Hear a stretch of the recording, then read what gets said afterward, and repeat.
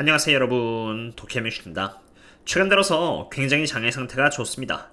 장의 상태가 좋은 만큼 제가 다수 보유하고 있는 원유주나 반도체 마이크론, 테슬라, 구글 등의 기업들 또한 훌륭한 퍼포먼스를 보이고 있는 만큼 저도 기분이 좋습니다. 다만 많은 분들 상으로 방송하고 있는 유튜버로서 제가 보유하고 있는 포지션이나 대중들의 바램과는 별개로 객관적인 데이터를 통해서 정보를 전달하는 것이 굉장히 중요하다고 생각이 됩니다. 그리고 조금 더 나아가 저는 다른 분들이 접하기 어려운 시장 이면의 데이터를 분석 및 해석하여 저 스스로를 위한 판단에 돕고 텔레그램에 충분히 공유를 드린 뒤에 그것을 이곳에 공유하는 것이고요. 그런 의미에서 적어도 저는 확률적으로 봤을 때는 다음 주 또한 나스닥과 S&P 500은 좋은 베어마켓 랠리를 펼칠 것이라고 생각하는데요. 제가 여전히 보수적으로 지금의 장이 베어마켓 랠리라고 확률적으로 말하는 이유는 지금 같은 이런 움직임은 과거 베어마켓 때 너무 많이 나왔기 때문입니다. 이것은 2000년부터 2002년까지 약 2년이란 기간에 걸쳐서 잡힌 베어마켓으로 닷컴 버블 때인데요. 잘 보시면은 나스닥의 경우는 중간중간 39%, 32%, 그리고 크게는 52%까지 오르고는 했습니다.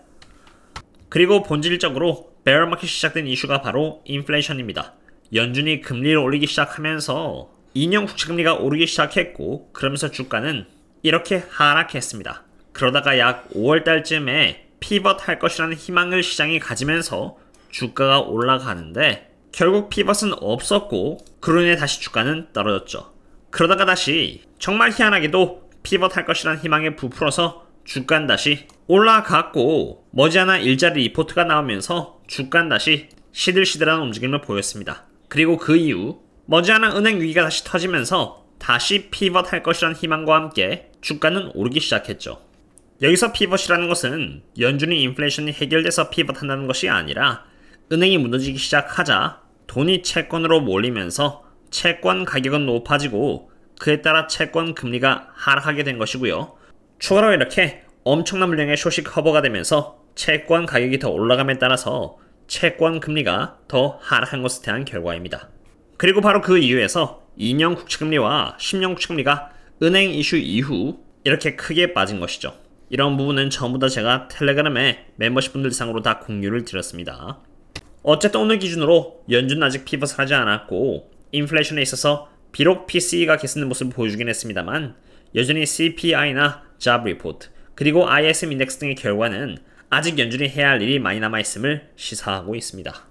하지만 무작정 베어마켓 랠리가 나쁘다고 하는 것은 아닙니다. 어쨌든 저와 같은 투자자로 하여금 꾸준히 리스크 매니지먼트를 하는데 시간을 벌어다주고 있기도 하기 때문입니다. 그리고 최근 제가 쇼피파이를 옵션 전략과 함께 접목해서 투자를 한 영상 또한 올렸는데 덕분에 좋은 수익도 추가로 이어나가고 있어서 나쁜 상황은 아닌 것이죠. 그리고 전 다음 주에도 S&P 500과 나스닥은 나쁘지 않은 움직임을 보여줄 것이라고 생각합니다. 투자람에 있어서 근거를 갖게 되는 것은 굉장히 중요합니다. 제가 만약 어린이였고 부모님이 투자를 대신해줬다면 그냥 무한매수를 해도 좋은 수익을 거둘 수 있을 것이라고 봅니다만 그렇지 않기 때문에 올바른 원칙으로 꾸준히 페이스를 잃지 않고 투자를 해야만 장투를 이어나갈 수 있다고 생각하기 때문입니다. 먼저 CTA를 보도록 하겠습니다.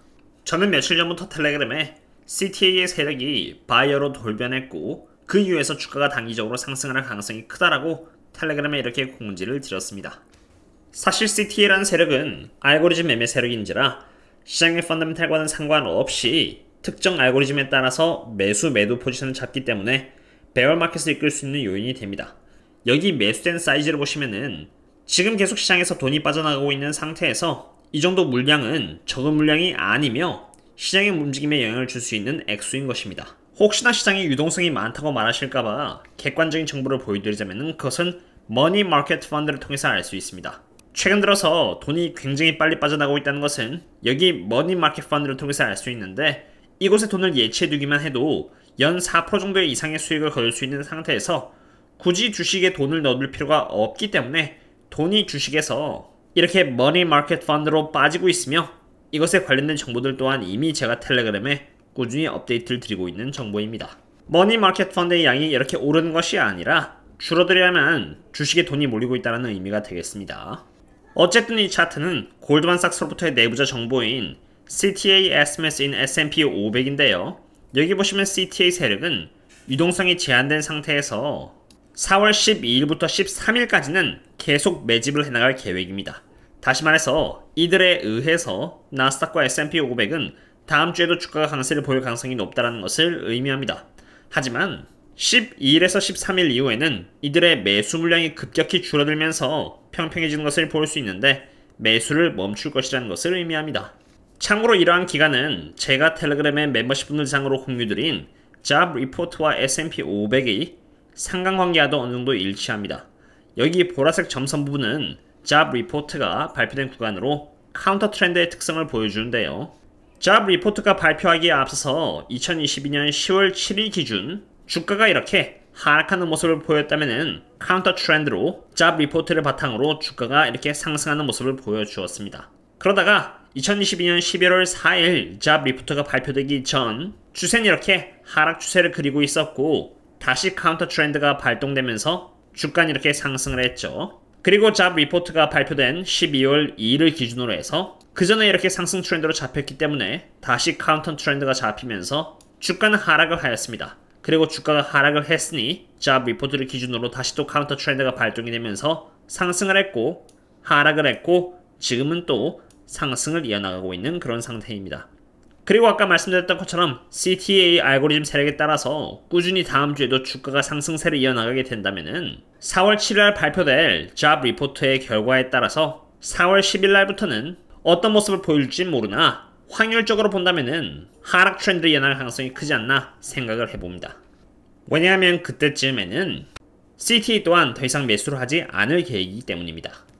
바로 이러한 이유에서 저는 지금의 랠리가 여전히 베어 마켓 랠리라고 보고 있으며 여전히 보수적인 입장을 고수하고 있고 이 기간을 최대한 이용해서 갖고 있는 주식에서는 수익을 최대한 추구하되 현금을 그와 동시에 모아나가면서 앞으로의 상황에 대비하고자 합니다. 물론 이런 종류의 데이터들은 여기에 한번 업데이트를 하였으므로 앞으로는 텔레그램에서 계속 업데이트를 드리도록 하겠습니다. 그리고 영상을 끝마치기에 앞서서 참고로 여기를 보시면은 애플은 막판에 이렇게 굉장히 큰 폭으로 주가가 오르면서 마감을 하였고 이러한 애플의 흐름에 따라서 QQQ 또한 320달러까지 막판에 굉장히 크게 올랐다는 것을 볼 수 있습니다. 이것이 오른 이유는 제가 이미 멤버십 분들 상으로 사전에 텔레그램에 28일날 공유드린 단기적 상승 시나리오 JP모건 콜러 익스파이레이션 데이트와 연관이 있는데요. 여기 MOC는 마켓 온 클로스의 약자이고 임밸런스는 장이 끝날 때 바이와 셀에 있어서 한쪽으로 쏠릴 때 일어나는 현상입니다. JP모건 콜러 익스파이레이션 데이 때 S&P 500이 4065 이상일 경우에는 추가로 수익을 얻기 때문에 주가가 올라가면 올라갈수록 이득이고 장막판에 약 2빌리언 달러의 돈을 이용해서 애플을 매집하였고 이로 인해 S&P 500은 물론 QQQ까지 전부 크게 오른 것입니다. 다시 말해서 장막판에 이렇게 주가가 튀어오른 것은 갑자기 인플레이션이 끝났다라던가 이제 세력이 상승 쪽으로 방향을 턴했다라는 등 그런 게 전혀 아니라 JP모건이 4065에 잡아놓은 콜옵션이 무용지물이 되지 않기 위해서는 S&P 500의 지수가 최대한 4065 이상까지 가는 것이 중요했고 막판에 MOC 임밸런스를 이용해서 2.1빌리언 달러의 돈을 이용해서 주가를 끌어올렸다고 이해하시면 됩니다. 여전히 CTA 세력이 사주고 있지만 적어도 이제 JP모건 콜러 익스파이레이션은 이제 끝난 것입니다. 오늘은 이렇게 주가가 어떠한 이유에서 올랐고 앞으로 오를 수 있는 요인들은 어떠한 요인인지 찾아보았습니다. 제가 장담한 건데 이런 종류의 정보나 분석들은 다른 채널에서는 찾아볼 수 없는 정보라고 자부하고요. 그만큼 저도 시간과 돈을 굉장히 많이 들여서 분석한 결과입니다. 제가 장기적으로 조심하자고 이야기를 하고 있습니다만 이러한 변수를 토대로 단기적으로는 베어 마켓 랠리가 올 것이라고 봤고 실제로 왔으며 앞으로의 변수 또한 포착되는 대로 한 발자국 먼저 텔레그램에 공유를 드리도록 하겠으니 혹시라도 저희들과 함께 공부를 하면서 시장보다 한 발자국 앞서서 투자를 이어나가고 싶으시다면 텔레그램 멤버십 또한 전혀 아깝지 않은 선택이 되실 거라고 봅니다. 제 포지션은 올 롱이라던가 올 숏 이런 극단적인 것이 아니라 장기적으로는 롱 하지만 시장이 여전히 안 좋은 데이터를 보여주고 있기 때문에 현금을 모아나가되 단기적으로는 CTA와 같이 단기 랠리 요인이 있으므로 단타에 있어서는 좋은 환경이 될 것이라고 생각하기에 최대한 시장을 역이용해서 이어나갈 계획입니다.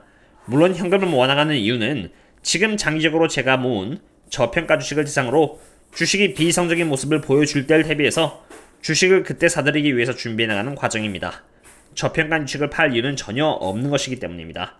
아무쪼록 안전한 투자 됐으면 좋겠고요.